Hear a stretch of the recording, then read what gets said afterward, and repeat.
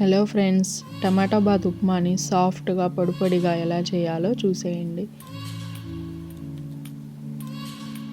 First ఒక pan పెట్టి oil వేసుకోవాలి. ఆయిల్ హీట్ అయ్యాక కొంచెం తాలింపు గింజలు, ఎండుమిర్చి, కరివేపాకు, అల్లం ముక్కలు సన్నగా కట్ చేసి వేసుకోవాలి. లైట్గా ఫ్రై చేసుకున్నాక కొంచెం జీడిపప్పు కూడా వేసుకొని ఫ్రై చేసుకోవాలి. బాగా ఫ్రై అయ్యాక ఆనియన్స్, మిర్చి వేసుకొని కొంచెం ఫ్రై చేసుకోండి.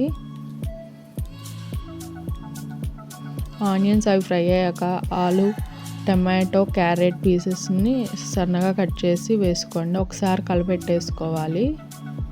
లైట్గా పసుపు, సరిపడా సాల్ట్ వేసుకోండి. ఒకసారి కలిపేసుకొని ఒక 70 to 80% కుక్ చేసుకోవాలి వెజిటేబుల్స్ని. చూసారా, కుక్ అయిపోయి ఆయిల్ పైకి వచ్చేసింది.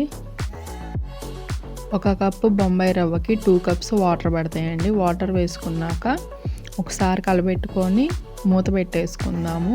వాటర్ అంతా తెరలాలి బాగా. వాటర్ అన్నీ తెరిలిపోయాయి. నెక్స్ట్ బొంబాయి రవ్వ వేసుకుందాము. వేసుకుంటా కలిపెట్టుకోవాలి. ఉండలు కట్టకుండా కలుపుకోండి దగ్గరికి వచ్చే వరకు.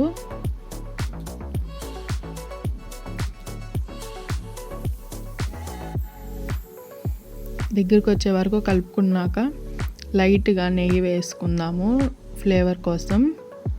కొంచెం లైట్ కొత్తిమీర చల్లేసి మూత పెట్టేసుకొని ఒక 2 to 3 minutes కుక్ చేసుకోవాలి.